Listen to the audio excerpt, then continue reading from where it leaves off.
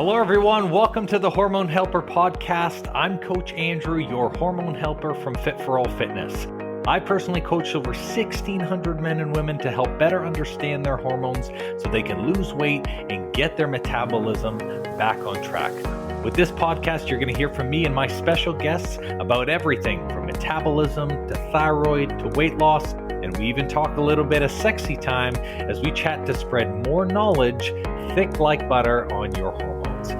If you're ready to learn, I'm ready to share, so let's do this.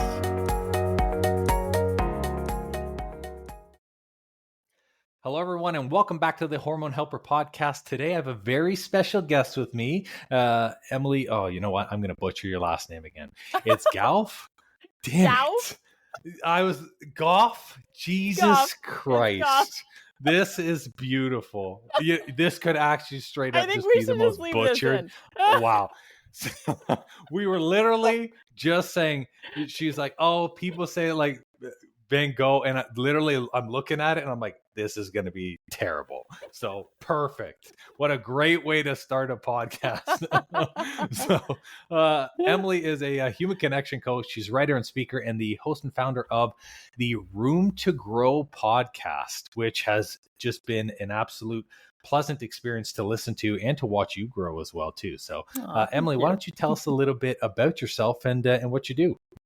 Yeah. Oh my gosh. So people are always sort of like, what is human connection coach? Essentially, I teach people around relationships, and it sort of starts with the relationship from within, but how to create healthy, fulfilling, thriving relationships with your partner. I definitely specialize more in romantic relationships, but all of these skills that you can learn to navigate are applicable across the board. And it was sort of a twisty journey to get here. I was in the corporate world for 11 years. I have a degree in criminology and psychology. The corporate job was very unrelated. And then I ended up wanting to get out of that. And initially I started my business doing holistic nutrition and fitness. So you and I have had some conversations about that we have, some overlap in that area. And then I was also simultaneously to all of that in a 9-year relationship. And one Christmas Eve a few years ago, his previous girlfriend came to our door on Christmas Eve to inform me that he'd been having an affair off and on with her for our entire 9 years together. That's wild. That was my life sort of blew up. I found out that he has a secret house, like just less than 200 meters down the street from our driveway as well. There was a huge amount that came out in the process of unpacking all of that. And I basically burned down my entire life. I did not feel pulled anymore to do fitness and nutrition the way that I once had. I still feel really strongly about it, but it was no longer what I wanted. It was not connected to my sense of purpose anymore. And it kind of finally got pointed out to me by multiple people over sort of a long journey that relationships have always been at the core of everything I've always done and everything I've taught, and what I'm most interested in. So I switched into the relationship space and have never looked back. And it's been quite the journey. And I appreciate you sharing that. And the reason why I really wanted to have you on is precisely that reason. There's a lot of communication or lack of communication that happens between partners that people don't really recognize or they don't understand fully, because we're never taught as people when we're young to actually how do you communicate with a partner? You just kind of stumble your way through it.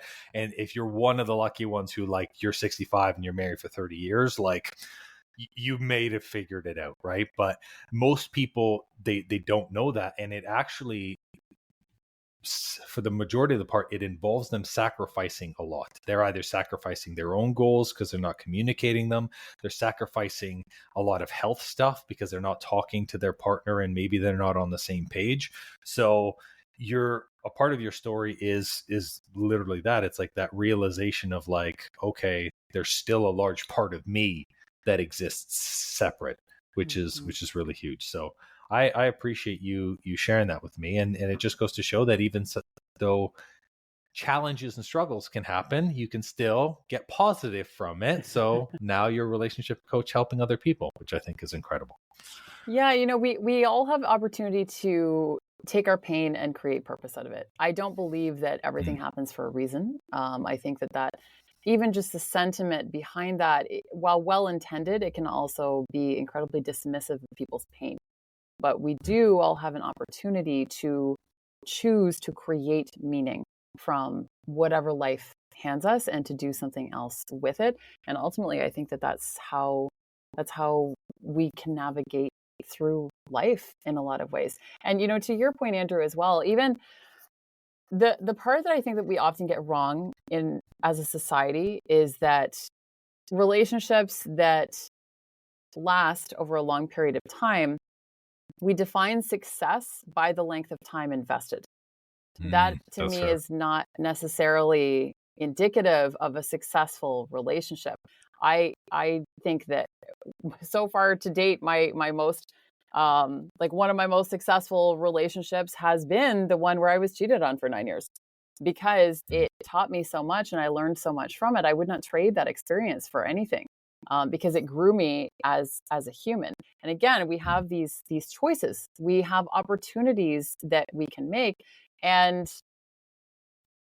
just deciding to stay in a relationship for the sake of that, without having the skills to navigate it and to deepen the connection and to come home to yourself in a lot of ways, to recognize that you have to take care of you, because that is the relationship that you are going to be in until death do you part, no matter who else comes into the picture.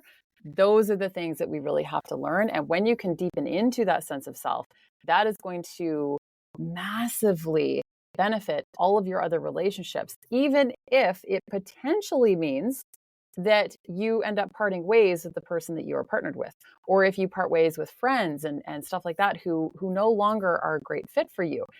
And that is terrifying, because we want belonging as humans. But sometimes life goes in cycles. And sometimes what we have to accept is that on our journey of growth, we're going to have to potentially shed some people along the way, because not everyone can come with us. Not everyone can come with us. And that can be a really lonely space to be in, but it also creates all the space to welcome in all of the incredible connections and humans that are just waiting to come into your life, but you have to make those decisions.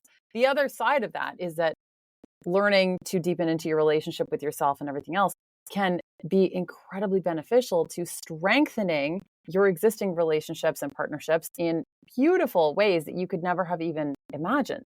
So it's that uncertainty piece as humans that we don't like, but it's also ultimately that we would be bored if we knew all the answers. That's part of the growth, right? Yes. Yeah. I find it so interesting, because people have this aspect where they always want to keep one foot out the door, just in case, of the fear of full commit, of the fear of, if I'm actually going to make this full transition, then it's going to be real. So if I just try to keep as many of these doors open, hopefully I can, kind of, what do you call that game? With all the colors, the red, Twister. Is it Twister? Twister, yeah. Yeah, right? They're holding all these things, and it's just what, if I keep them all open, then it's fine. But you're right, we do have to shed people or shed certain relationships that don't serve us anymore. So my question to that is this: why do you feel that it's easier to cave to other people's whims or to serve other people's ideals than it is for you to serve yourself in your own relationship? A beautiful question. It's because we want to fit in, but we think that fitting in will make us feel like we belong.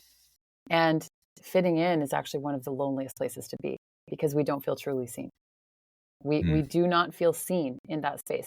And we can even be in relationship with someone where if we have withheld parts of ourselves, and we start to become conscious to that. And sometimes we're not. When I was in a long relationship, there were so many pieces of myself that I lost along the way, and in a lot of cases willingly gave up in the name of maintaining the relationship.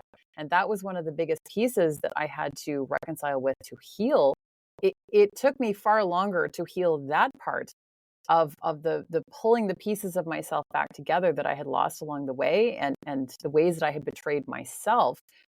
It took me far longer to get over that and to heal those parts than it did to get over the breakup and the pain of the situation. So these are the things that we have to really look at, because when we are holding pieces of ourselves back for fear of not belonging, for fear of not fitting in, for fear of a relationship falling apart, we're almost writing a self-fulfilling prophecy that we're never going to feel fully satisfied, seen, heard, understood in that relationship. And that's the irony, is that sometimes we have to open in order to feel that. Otherwise, someone can tell us that they love us, and we won't even believe them. We won't even be able to receive that fully, because we'll be thinking in our heads, no, you don't, because you don't actually know me. You don't actually see these pieces of me. And we don't want to voice that out loud, but that's internally, we feel that, whether we are conscious to it or not, we feel that. And that's the piece that we really have to recognize, is that what kind of relationships do you want? It's not going to necessarily be easy to get the really beautiful relationships, but what's the alternative? I feel like I come across a lot of people who they have a fear of not saying something, because really it's not the fear of saying that thing, but the fear of the answer that they're going to get back. Yeah. That they're not going to get the answer that they want to hear. And it's tough for me as a coach sometimes, because I sit in front of a lot of people who it could be very easy for them to not like themselves and blame someone else for that. And they're afraid to have the conversations. They're afraid to actually speak to their partner about what is wrong. And that's tough, because it's like, if you can't speak to the person who is literally supposed to be your rock, a very large piece of you, larger than I will ever be in someone's life, how can I break that space? How can I approach that? Right? How are people coming across to you in your conversations? Because they're directly talking about these relationships with that question, or saying I'm afraid to say these things, or I can't speak to my partner in that way. There's a really beautiful quote that's coming to mind from Dr. Robert Glover. He's done a lot of work in the relationship space, especially in regards to men, actually. And one of the things he says is that humans are attracted to each other's rough edges. And I really love that, because perfectionism is rooted in insecurity. And we like to hide behind it because we want to appear polished and put together and all those things. But that's actually not very human, because no one has their shit together. Yeah. No one. You can look around the social media space, you can look around all the people. I promise you that no matter how together it looks like someone has it, they have something going on in their life that you don't see, or that they have had seasons of their life already, and will probably have more in the future, that you probably would not want to trade places with them. So we have to get really clear on the fact that the vulnerability also creates the connection. It opens the door to give someone else permission to show you their messy parts, their raw side that they are too terrified to show as well. So if you can be brave enough to come to the table, and I'm not saying to show that to anyone, any random stranger on the street, but with the people that you feel a connection to, or that you want to deepen a relationship with. A really dear friend of mine actually recently said that he doesn't think of vulnerability as just crying or showing emotion or something like that. The way that he describes vulnerability is letting people show your insecurities, because that's the scary part. Because if you're someone who is more comfortable, let's say just, I don't know, going on Instagram and posting videos of yourself crying, that's cool, but if you're super comfortable with that, or if you grow really comfortable to it, is it still that vulnerable? Whereas something like an insecurity, you're really showing a piece of your soul to someone you're letting them in, and not everyone is going to be able to hold your heart. But if you close yourself off from ever allowing anyone to even have a chance to hold your heart, what are you left with? You're going to be left feeling very lonely, And we are very much in a loneliness epidemic where it's easy to connect on a more surface level in a lot of ways. But it's so important to be able to feel like we can create those connections. And sometimes we have to be the first one to open too. We can't always wait for somebody else to go first. Your piece on this perfectionism that we are seeking in everything, it rings real true even in my own life, because it's like, you oftentimes, when people are trying to, whether you're making changes in your relationship or even making changes for yourself, for your health, you get to this point where it's always about something external, which is really what a lot of the perfectionism is. How I externally look, how I'm externally communicating, how people on the outside see me. And I got swept up in it, right? Every person, I think, young is like, I want to be 6% body fat, be jacked, and just flex in the mirror like a loser, right? And then it's like 6 months later, you're like, I don't care anymore. Like, I don't feel good. And oftentimes, I feel like those are the people who, when they achieve whatever the perfection is, they're still not content with where they are. And whether it's the body dysmorphia, whether it's that's when the relationships start falling apart, people get to that place where the perfection is no longer enough. And what is above perfection? Really nothing, and like you said, you really need to have the absence of or something different to recognize what you have, right? Like, you don't know light if you don't have darkness. You don't know happiness if you don't have sadness. And many people just want one, but it's like you're not going to fully experience that. So I find that really, really interesting that you bring up the perfection piece. And it's so easy to get caught in that. And I have absolutely done the same thing myself. Like we all have, to your point, Andrew. Even I just recently co-authored a book that's coming out next spring with a friend of mine. And I had all kinds of fears coming up, even about writing the book, both just imposter syndrome and also thinking to myself, how are people going to perceive me when at the time I wasn't in the relationship that I wanted. I am now with an incredible human, but I was thinking, who am I to be writing this book about relationships when I'm not even in the relationship that I want to be in? Who am I to be teaching about relationships when I was the girl who was cheated on for 9 years? Like these were the really big existential things that I was facing, that I had to sort of get over the hump of that. And I share that openly because I want people to know that it's normal to have fear around some of this stuff. Having courage and being brave is the act of being afraid of something and doing it anyway. It's not the absence of fear. It's having the fear and then actively choosing to take the steps to do whatever the thing is, regardless of that. So I just really want to encourage anyone who's listening to take that step, even if it's a small step forward or a small share or whatever it is. And it's all relative. What somebody else might perceive as a massive share might actually be relatively small for you, or vice versa. And that's okay too. Just taking that one piece forward is really important. 100%.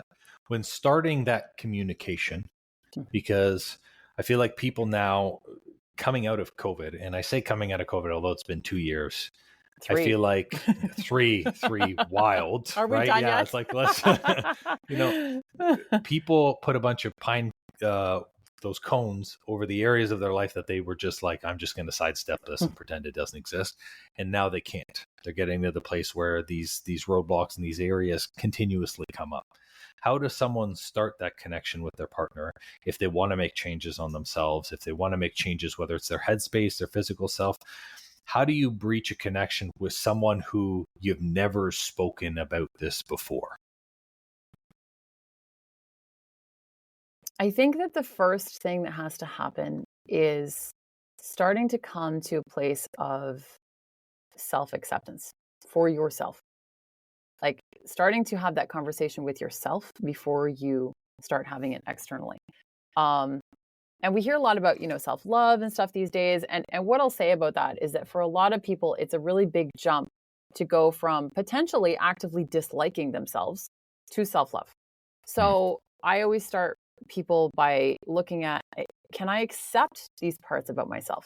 Can I show compassion to these parts of myself? Can I look at how far I've come and recognize what it took to get here, even if I'm not exactly where I want to be right now?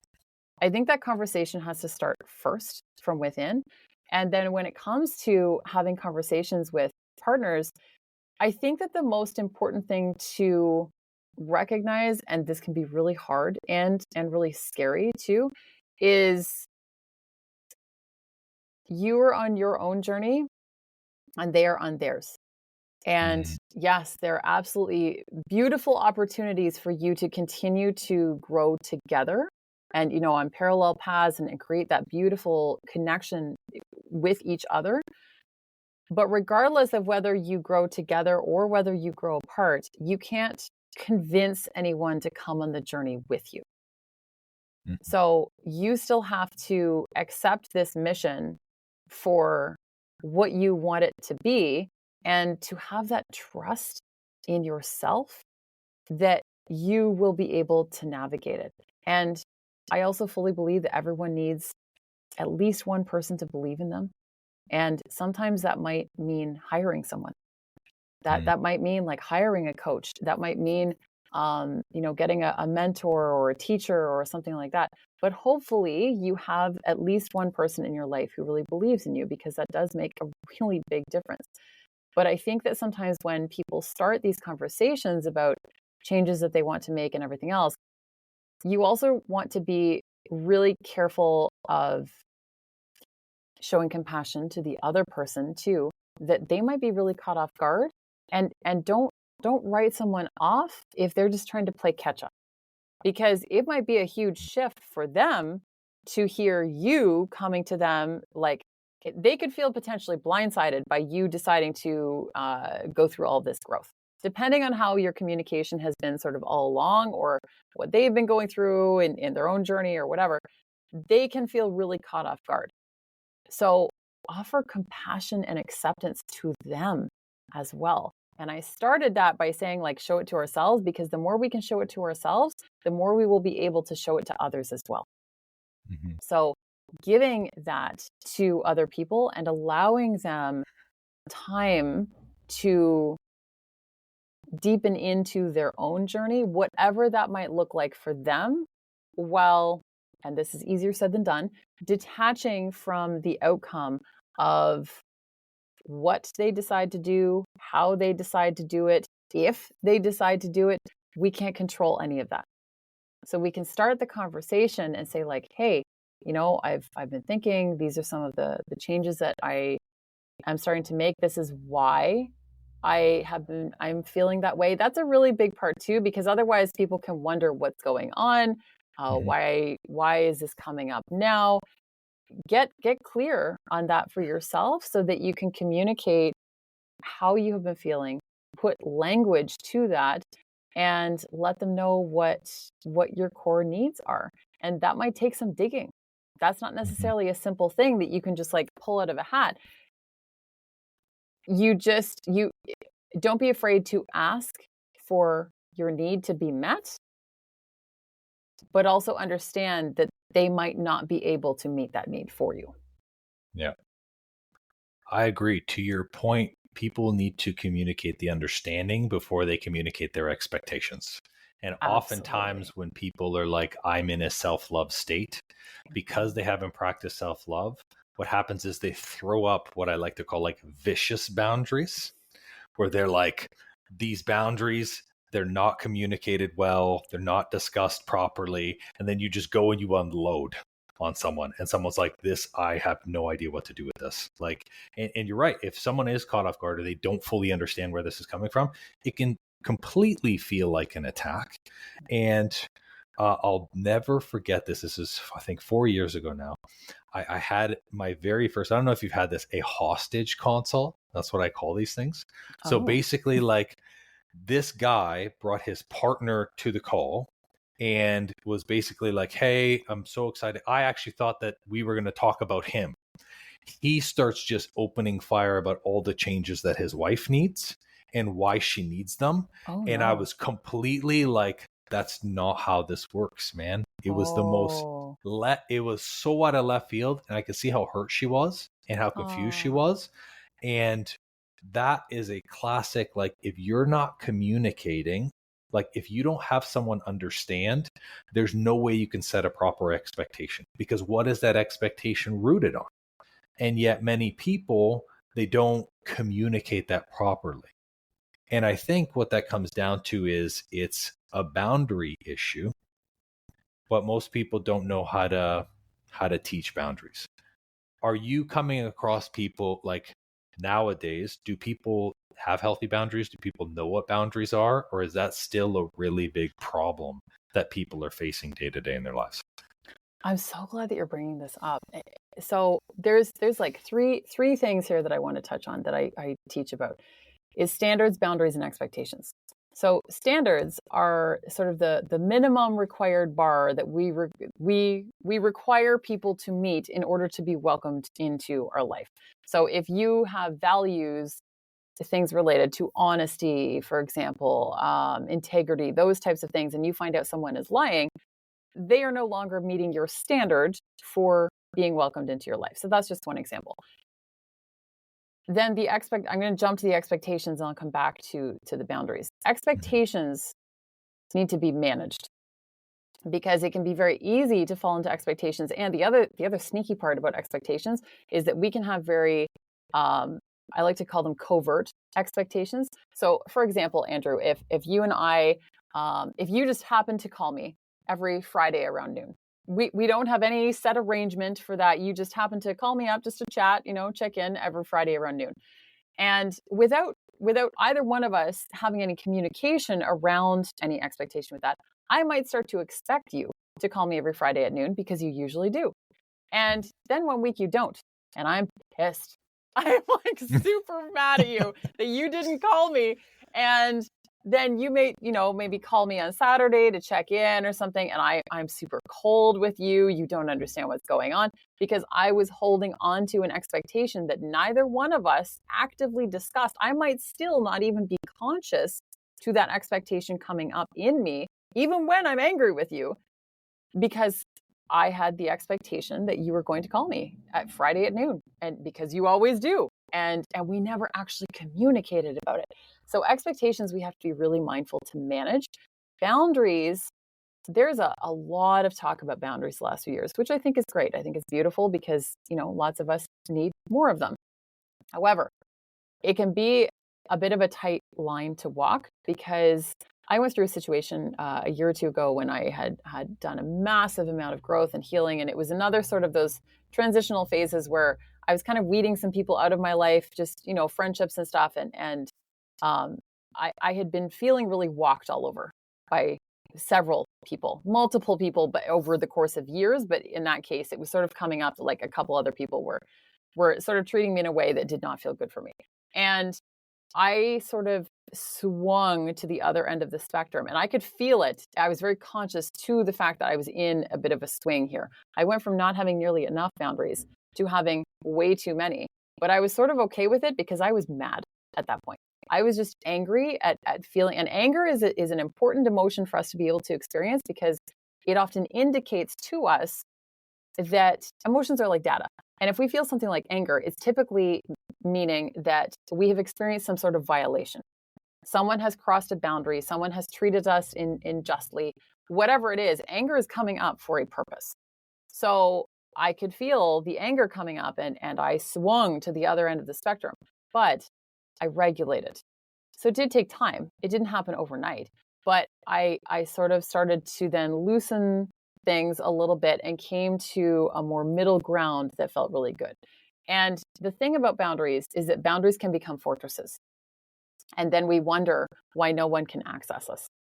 So we can build these walls, and we have so many rules, and then we maybe have like different boundaries or rules for different people in our lives, as opposed to actually embodying the way that we wish to be treated, the way that the standards with which we require people to treat us, and vice versa. That is a two-way street. And just allowing that to sort of speak for us almost on an energetic level, which I realize can sound very intangible, but it is very real. And there's a writer, the name is escaping me. They wrote something about boundaries don't have to be an angry electric fence. They can simply be something that indicates I will be treated sacredly. And we don't have to go to the extreme. But if you're someone who has gone from not having nearly enough boundaries, you may find yourself, and I've seen all kinds of clients go through this as well, you may find yourself in a spectrum swing like I did, where you like went to the other side. Trust in the fact that that will regulate, especially if you are conscious to it and you're continuing to do your own work too. Yeah. I think it's super important that people really take time to look within themselves and see what the standards are, because you talked about barely squeaking over the bar. Mm-hmm. And society is at a point now where I think people are just so fatigued. They're fatigued with social media. They're fatigued with their jobs. They're recognizing that there might be a lot of internal work that needs to be done, where every single day they're showing up to a job, they're barely squeaking over the bar. Every day they know that they're eating like crap, but they're just like, you know what? I just don't have the word for it. Capacity. Hate that word. When someone literally puts a limit on themselves and say, I don't have the capacity, you just closed off everything. But that bare bar rollover is really because they're just at this point overwhelmed. Where do I start? Where do I begin? And ultimately, I truly believe that everyone knows how much work is required for anything. The moment they are willing to change is the moment they accept the road that they need to travel on. If they're willing to do that, then anything, whether it's working on a health goal, whether it's working on a relationship, but you know deep down in your heart how much work you truly have to do. Like I think people, we discredit a lot of people's awareness, but really it's like we have lived with ourselves and we have the highest self within us. So why can't we do those things? But we first must clarify what are our standards. And many people don't even have standards. Or if they do, they're not communicated or they're not certain of them. And the other thing I want to add to that that's super important is that you can't be pointing a finger at everyone else, expecting them to meet some sort of standard that you are not living up to yourself. Oof. So we have to embody what we are expecting from others. Nice little silent dagger there, eh? Just, oh yeah, there it is. Oh. And I tell people that, whether you are in a relationship, whether you're not in a relationship, but you want to be in a relationship romantically as well, it's so easy to be pointing at your partner or pointing at the people that, you're dating, trying to find your partner, going, well, they don't have this, they don't have that. I really want somebody who has this quality. Are you embodying those qualities though? Because the person that you want to be with, if you're just actively dating, like looking for your partner, the person that you want to be with, do you think that they are going to want to be with someone who doesn't also embody those same qualities? Probably not. And if you're already in a partnership, you also need to lead by example. If you want something to be changed, we cannot change other people. What we can do is recognize the ripple effect and impact that all of us have that is so much more significant than we give it credit for. And you don't have to necessarily try to teach someone how to be. It doesn't mean that you don't ask for your needs to be met and all those things. That's like another part of the conversation. But be the thing that you want to see more of in the world. And I promise you that there are people who will start to recognize that. It may take some time, but they will start to recognize that, and they will probably start to shift their behavior accordingly. It's basic mirror neurons in a lot of ways. Like we mirror each other as humans. If you're around someone who's super negative all the time, that can have a really draining effect, even if you're an incredibly optimistic, positive person. And that's another way to also look at, to your point, like the standards and people, just barely meeting the bar. Sure, you can have like those minimum required standards, but to take it one step further, do a bit of an audit and ask yourself, like, how do these relationships feel to me? Do they nourish me? Do they light me up? Or do they leave me feeling drained? And if they leave you feeling drained, that doesn't mean that you chop someone out of your life. It means that you have a conversation, that you maybe check in to see how you are showing up. Maybe you have to put up some boundaries. There can be a whole long list of things that go through, but you have to make sure that you are embodying the very things that you are looking for in others in the world and in your relationships. I love it. You share some really real examples, which are great. And it's really like, how do you react to the storm in your life? Like sometimes we believe that we can literally control everything and everyone around us. We straight up can't. So if the storm is over you, are you just going to stand in it and be like, wow, this really sucks, as you're just being poured on? Or like, hey, like, evaluate, what can I do? Right? Like, put on something different, go somewhere different. Like, and that's like, so many people just want to, I think, let me know how you feel about this. Oh, I'm excited. You're about to like drop a point. I think people blame others, right? Or people blame circumstances, because if it's someone else's fault, that can still be fixed. We know how to do that, right? My partner brings junk into the house, so that's why I'm overweight. Or my partner is the one who's always angry, so that's why I always react this way. I think it's impossible sometimes for us to say, it's me, because if you don't know how to fix that, what do you do? And that's why ultimate ownership is so hard, because you literally have to admit in one sentence, it's you, and you don't know how to fix it. Yeah, exactly. All of our relationships are co-created. They're co-created. If you find yourself in relationship after relationship, platonic or romantic, with people that like the dynamic is really poor, and it leaves you feeling really drained or exhausted or run down or whatever. The word toxic gets thrown around a lot. I don't like using the word toxic. But a toxic sort of dynamic, just as an example. Who's the common element? It's you. If that's a pattern that you are finding over and over and over again, you are the common thread. And this is why so many people do not want to do this work, because it's hard. It is hard to look in the mirror and take radical responsibility for the fact that the people that caused you pain, you caused them pain too. And what are the pieces of you that you have to look at in order to start addressing that? We are all the villain in someone's story. We're all the hero in someone's story. We're also all the villain in someone else's story. And when we can recognize that, it is also a doorway to compassion, which to me is one of the biggest pieces that is required to create deeper connection. And it is absolutely necessary for communication too. A question when it comes to deeper connection: why do you think people aren't willing to go deep? Because I'm hearing conversations from clients, even conversations with my brother, where it's like, people, when I was starting my relationship with Lorna, some of those conversations were hard. Some of the expectations had to be communicated. We stumbled over stuff. We're not perfect, right? We're still not perfect by any means, but I am willing to stick around, and I am willing to go deep, and I understand that there is depth that is there. Why do you feel that people don't go deep with others or with their partners anymore?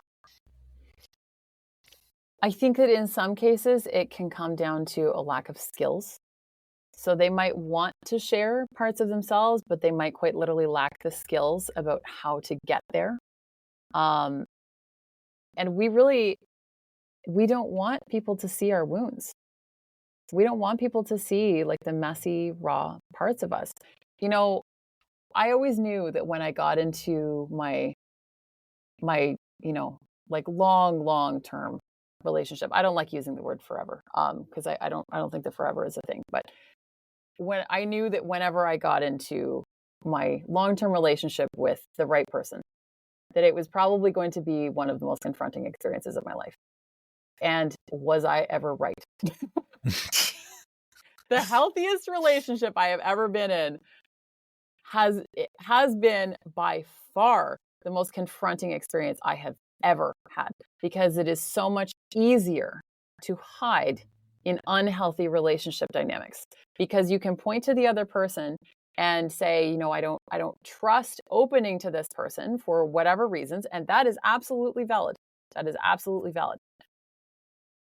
But what we have to really look at is it's also really easy for us then in those moments to use that as an excuse too.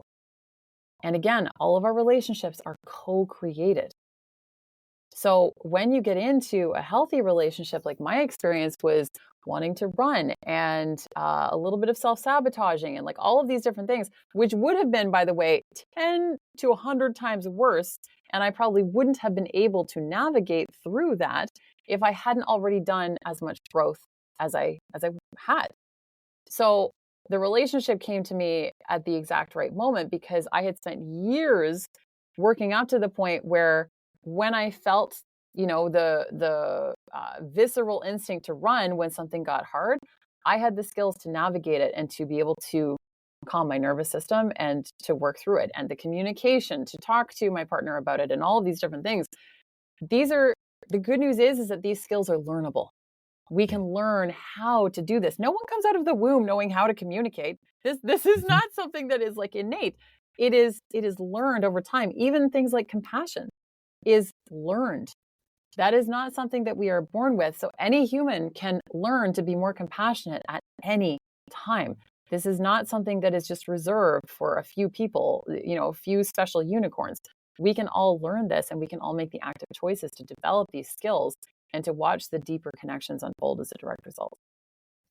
I will say 100% openly, no one in my family, and it's not a knock to them, because again, no one ever taught them. You do what you know, and like you said, communication is not taught. It's not a course in school. Right? To my knowledge, still not a course in school. Emotional intelligence, also not a course in school. Really, I mean, I think when we had met in the groundswell space, I mean, I was only just breaching, working on that piece and recognizing that, like, I just can't walk around being a robot looking at spreadsheets all the time. Like, there's got to be more to Andrew than just that, right? But the communication aspect is so important, and I feel like our generation now, or even what you're doing as a coach, is so powerful, because we have the ability to teach that to people moving forward. And although, like you said, everything can be taught 100%, you have to first recognize that that's what needs to be taught to you, that's the information that you need, right? And some people aren't problem aware. They think, hey, my communication is fine, right? And I'll say, like, through my entire family experience, my family were always there for me. My dad was not the person who was like, I love you, or even communicate that. It was like more like a slap on the back of the shoulder, like, good job, right? Only recently, this past year, have I started saying to my dad, I love you. And he says that back now, right?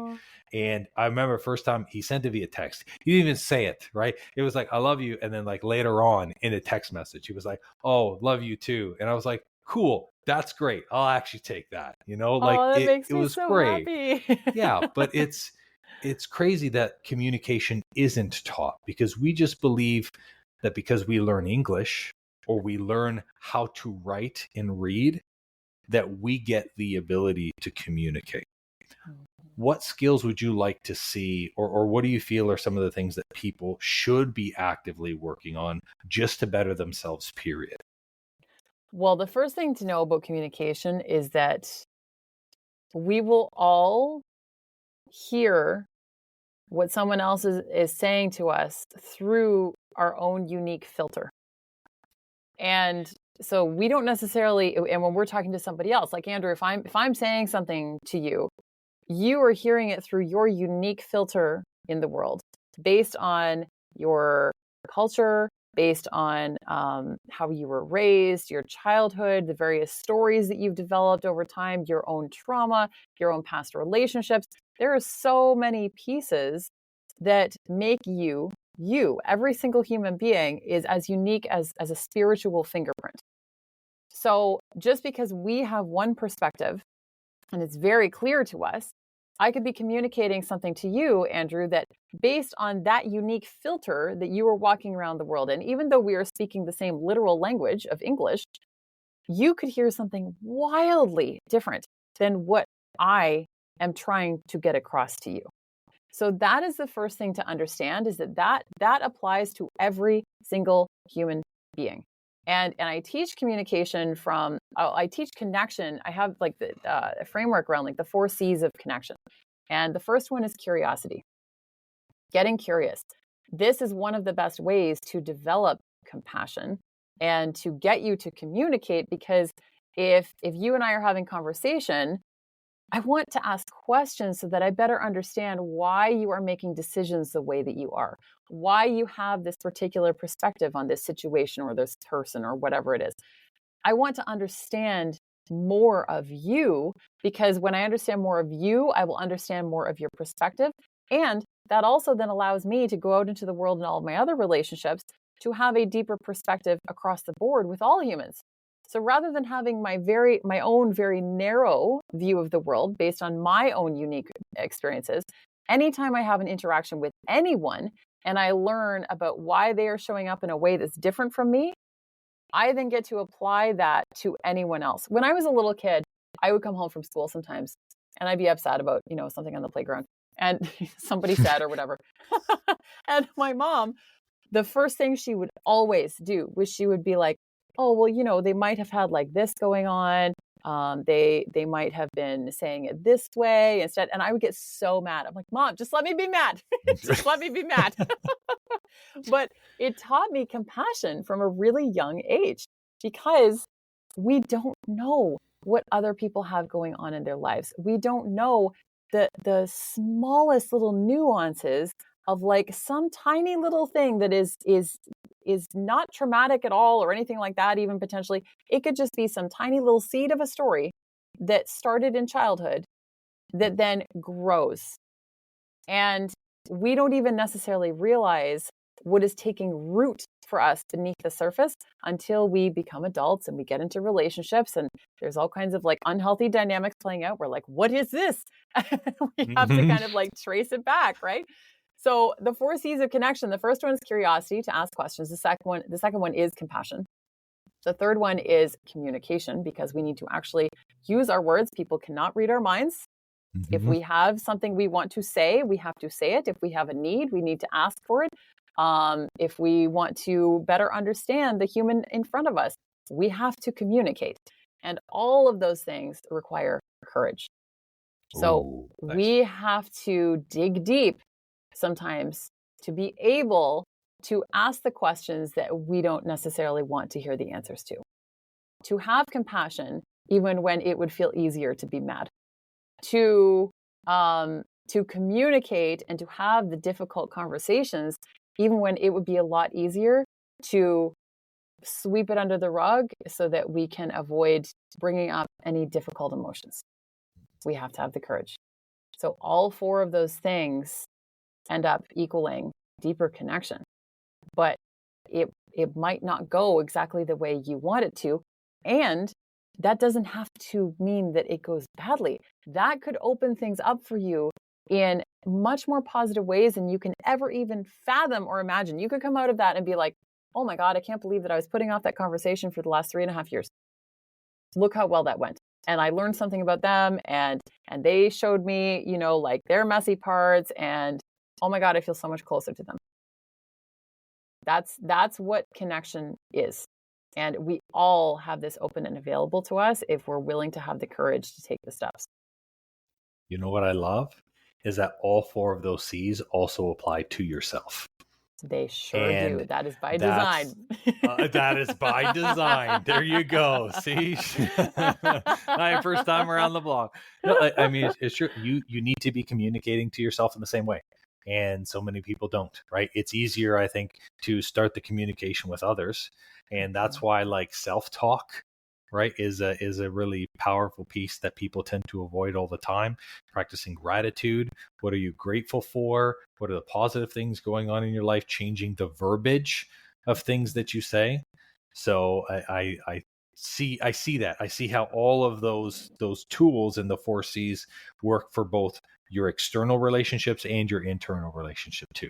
Which I and the love. curiosity piece too. Like, I mean, all of them, but like the curiosity piece is, if we're getting really triggered by someone or something, we need to go inward and be like, ooh, like what's happening here, and follow that thread. Like, why am I getting so triggered over this? And the good news that I want to share with that is that over time, that might feel like a really difficult practice at first, not only emotionally, but it might just be difficult on a logical sense to be like, I don't know what's underneath this. Like, somebody give me the answer. That I find can get easier with practice too. So it can be a little bit easier to start to connect the dots from within, but it's a skill. So we have to practice that. But yeah, I'm so glad that you brought that up. Like the curiosity from within, having compassion for yourself, communicating with yourself and the way that you talk to yourself, and having the courage to do all of these things within and to do it outwardly as well, the outward expression of. I love that. I'm honestly so fired up because anything in regards to relationships, because so many people, and this is the hardest part about being a coach of a physical nature, is they believe that if they just fix how they physically look or how they physically feel, that it changes who they are emotionally and mentally. It can alter things for sure, right? Like if you feel confident, that confidence will exude into other places, but it's actually not going to change your communication. It's not going to change your headspace. It's not going to change the way that you see about yourself, which I think is really important. So you need to have this component alongside working with physical goals, working on your physical self, because they're two different buckets, which I think is important. What would you say the key? I don't want just one key though. I want like the whole. I want you to give me the whole box, not just one key. What would you say? I guess are some key components to developing a healthy relationship, so you can essentially thrive and be the best version of who you are. There's two questions that I ask myself this all the time. The first question is, am I acting right now out of love or out of fear? And that can wildly change the way that you show up. When you recognize that you're acting out of fear and instead ask yourself, how would I show up right now if I was acting out of love and out of a place of trust, perhaps? Like, how would I show up if I trusted this connection enough? If I trusted myself enough to be able to have the conversation and to let the chips fall? How would I show up if I was not acting from a place that was rooted in fear? That's a really big one. The second question to ask yourself is, how can I show up right now in this moment in a way that I'll be proud of 5, 10, 20 years from now? Because that can also drastically shift the way that we treat people. It can drastically shift the way that we treat ourselves. That is, to me, that's a way to hopefully regret-proof your life, so that you can treat people the way that, even if the relationship does not have the outcome, perhaps that would be your ideal, you can still look back on a situation and go, I'm really proud of how I showed up in that situation. Someone asked me on a podcast interview a year or so ago, they said, with all the growth that you've done, how would you have handled the breakup of your 9-year relationship differently? And I said, there is not a single thing that I would have done differently. I am so damn proud of how I showed up in that entire thing. I treated him with such care, even in the aftermath of course, I was like angry with him and all the things that we had hard conversations, but I was very respectful of him. I took great care of his feelings as well as my own. Um, it it was something that I'm really proud of, the way that I navigated a really hard moment. But it doesn't have to be the giant stuff. It can be in the smallest moments. And those are the things that add up the most anyway. Like trust is built in those tiny little pieces that we get to practice over time with ourselves and with others in our relationships. And how can you show up today in a way that you'll be proud of? All of these things, I think, are like really big keys to get clear on the type of person that you want to be. And then it's not about, a really dear friend of mine has changed the phrase, fake it until you make it, which I've never liked because it sounds very disingenuous. It's so disingenuous. I can't stand it. Like, it's like, I'm like, I don't want to be like genuine. I don't want to be faking anything. Yeah. And he changed it instead to say, be it until you see it. Ooh, so you decide who you want to become, and then you start behaving the way that that version of you shows up in the world, and you do it again.